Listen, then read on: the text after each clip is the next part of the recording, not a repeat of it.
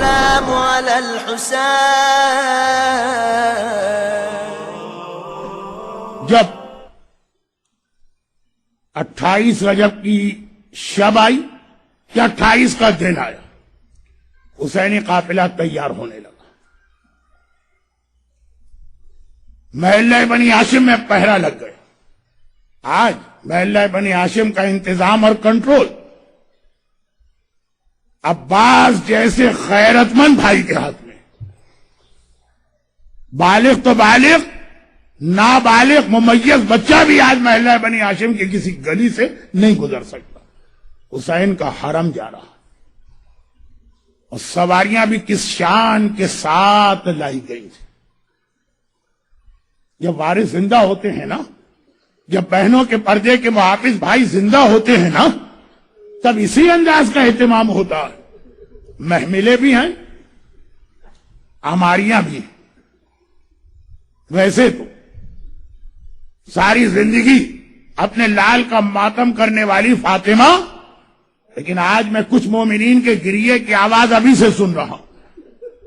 آپ کا تو گریہ ابھی شروع ہوا ہوگا، لیکن رات کا اندھیرا چھایا اور پھر نیا ایام عذاب فاطمہ زہرا کے ماتم کی کا کیفیت ہوگی. 28 رجب کا قافلہ تیار ہو رہا. محملیں بھی ہیں، عماریاں بھی، پردے بھی، اور ہر ایک کو سوار کرنے والے اس کے وارث بھی.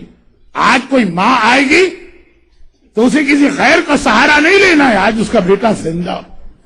آج اگر کوئی بہن آئے گی اسے کسی غیر کا سہارا نہیں لینا، اس کا غیرت مند بھائی زندہ. آج اگر کوئی بیٹی آئے گی تو باپ اسے گود میں اٹھا کے محمل میں بٹھائے گا. آج شمر کے تماچے نہیں لگیں گے، آج ہمارے ساتھ کے کوڑے نہیں پڑیں گے. حسینی قافلہ تیار ہو گئے. میرے آقا کو سورج ڈوبنے سے پہلے پہلے مدینے سے نکلنا تھا. چنانچہ جب سواریاں آ گئی، انتظامات مکمل ہو گئے. ایک بار پیغام، حسین کا پیغام بیت الشرف میں گیا. کنیز سے کہا جا کے میری زینب سے کہہ دو کہ سواریاں آ گئی، اب چلنے کی تیاری کر. اور اس موقع کے صرف 2 جملے بیان کر کے آج آقا حسین کا اتنا ہی سفر بیان کرنا. اب جب یہ سواریاں تیار ہو گئی تو صغرا ایک مرتبہ آگے بڑھ کر رباب کے قریب آتی. اماں، میں نے اب تک اپنے بھائی اصغر کو گود میں بھی نہیں لیا. اصغر کی پیدائش کو 2 ہفتے بھی نہیں ہوئے. صغرا اس 2 ہفتے سے بیمار بچی نے اس نومولود بھائی کو اب تک گود میں نہ لیا تھا. لیکن جب دیکھا کہ آج میرا بھائی جا رہا، اما ایک لمحے کے لیے اصغر کو میری گود میں تو دے دی. مرحوم خطیب اعظم مولانا غلام عسکری صاحب علی اللہ مقامہ یہ جملے اکثر نقل کیا کرتے. رباب نے اصغر کو صغرا کی گود میں دی. ننھی بہن نے بھائی کو لیا، کان پہ منہ رکھ کے صرف ایک جملہ کہا. دیکھیے یہ 2 جملے ہیں 28 رجب کی تاریخ. پہلا جملہ بہن بھائی سے کہہ رہی، دوسرا جملہ باپ کو بیٹے سے کہنا پڑا. صغرا نے صرف اتنا کہا، بھیا سب مجھے چھوڑ کے جا رہے ہیں، کیا تم بھی مجھے چھوڑ کے چلے جاؤ؟ اکبر کا جانا تو ضروری ہے، صغرا بھی جانتی ہے تو بھی مجھے چھوڑ کے چلا جائے گا. بلکہ جملہ جو سننا تھا، حیات علی کا پوتا نا بھائی، اس طرح سے بہن کے سینے سے چمٹ گئے. جب رباب آگے آئی، اصغر بیٹا قافلہ تیار ہو چکا ہے، تیری ماں کو جانا ہے، میری گود میں آ جا. بیٹا اصغر آنے کو تیار ہے. کلثوم آگے بڑھی، کبرا آگے بڑھی، فروا آگے بڑھی، حتیٰ یہ کہ زینب آگے بڑھی، لیکن اصغر ہے کہ بہن کی گود چھوڑنے کو تیار ہے. حسین نے پیغام پہ پیغام بھیجوا. جب تیسری مرتبہ حسین کا پیغام ملا تو حسین خود آ گئے. زینب بہن، یہ جملہ ابھی بھی آپ سن رہے ہیں، مصائب کے اگلے حصے میں بھی سنیں گے.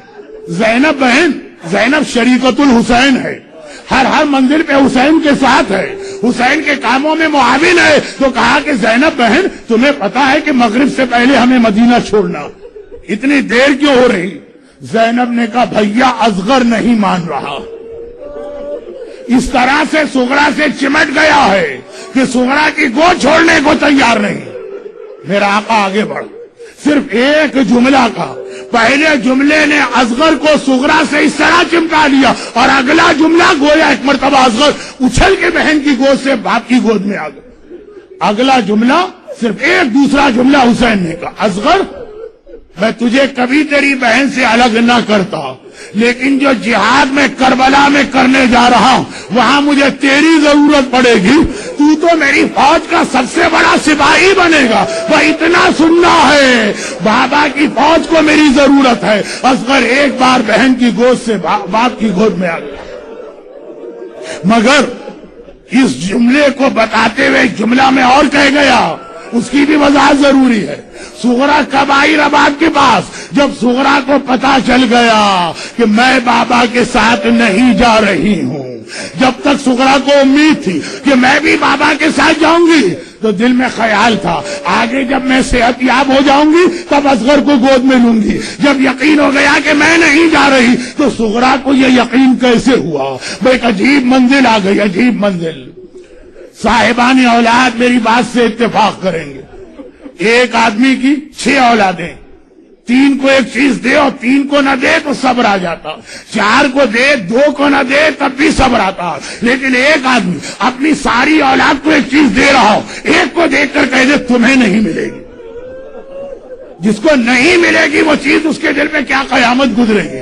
میری خطا کیا ہے, میری غلطی کیا ہے, آخر مجھے کیوں محروم کیا جا رہا؟ جب حسین نے اعلان کر دیا آج میری ساری بیٹیاں میرے ساتھ چلیں گی, سغرا میرے ساتھ نہیں جائے گی.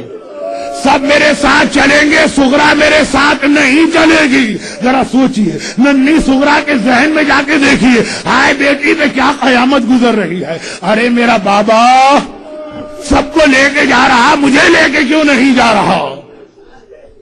اور واقعا یہ مسئلہ ہمارے اور آپ کے سوچنے کا تھا جب تک وہ روایت میرے سامنے نہ آئی. کون سی روایت؟ حسین نے کہا بیویوں اب جاؤ سغرا کو خدا حافظ کہنا, لیکن دیکھو بس جلدی سے جانا, خدا حافظ کہہ کے آ جانا. کوئی بیوی سغرا کے پاس ٹھہرے نہیں.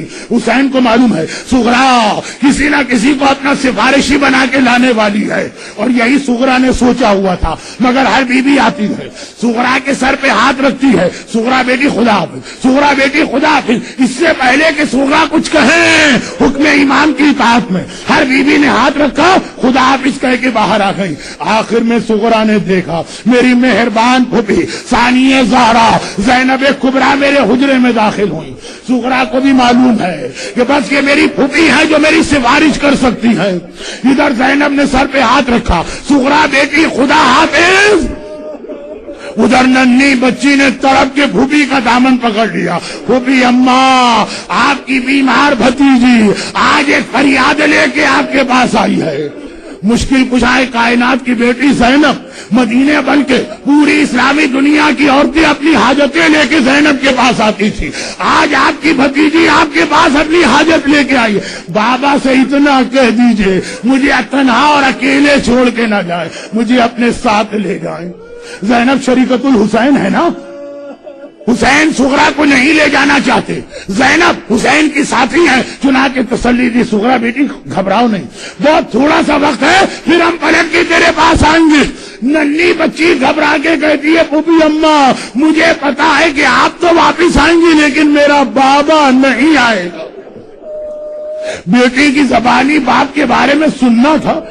زینب طرف کی بیٹی یہ کیا کہہ دیا؟ اب وہ گھبراہٹ میں سغرا کہہ اٹھی پھوپھی اماں کل رات کو میری آنکھ کھل گئی, میرا دل گھبرا رہا تھا, گھر والے سو رہے تھے, میں ایک بار حجرے سے صحن میں گئی تو میں نے ایک عجیب منظر دیکھا. گھر کی پچھلی دیوار ہے, وہاں پہ ایک سیاہ پوش بیوی بیٹھی ہے.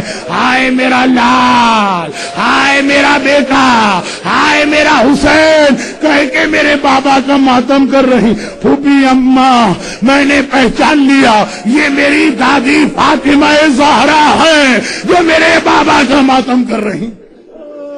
ماں کا نام سننا تھا، اب تو زینب سے بھی برداشت نہ ہوا. کہا سغرا چل میں تیری سفارش کرتی ہوں. ایک مرتبہ سغرا کا ہاتھ پکڑ کے زینب حسین کے حجرے میں آئی. اللہ اللہ، یہ دو سفارشیں ایسی ہیں کہ حسین نے سفارش کرنے سے پہلے ہی ایک مرتبہ جواب دے دیا تھا. ایک جب سکینہ عباس کو لے کے آئی تھی، چچا چلے میں آپ کی سفارش کرتی ہوں، اور اس سے پہلے آج مدینہ 28 رجب زینب حسین کے حجرے میں سغرا کو لے کے داخل ہوئی. حسین نے منظر دیکھا، امام وقت ہے نا، امام زمانہ ہے نا، سمجھ گئے. کہا زینب بہن میں سمجھ گیا سغرا کو کیوں لا رہی ہو. زینب سغرا کی سفارش نہ کرنا، میں اپنی ہر بچی کو لے جاؤں گا مگر سغرا کو لے جانے کو تیار نہیں ہوں. اب زینب پریشان ہوئی، بھیا آخر میری سغرا کی غلطی کیا ہے. عجیب جواب دیا آقا نے، پتہ نہیں آپ اسے برداشت کر پائیں کہ برداشت نہ کر پائیں. عجیب جواب دیا میرے آقا حسین نے. حسین نے کہا زینب میں اپنی ہر بیٹی کو لے جاؤں، سغرا کو نہیں لے جا سکتا. ارے ہم اور آپ پوچھے مولا کیوں؟ تو حسین کا جواب یہ ہوگا میری باقی جتنی بیٹیاں ہیں یا وہ میرے نانا رسول خدا کی شبیہ ہیں یا وہ میرے بابا علی مرتضیٰ کی تصویر ہے، لیکن میری سغرا میری ماں فاطمہ زہرا کی شبیہ ہے. ہائے حسین، بازار کوفہ، دربار شام، بنوائے ہائے نامحرموں میں حسین اپنی ماں فاطمہ زہرا کی شبیہ کو بے مقنع چادر کیسے دے.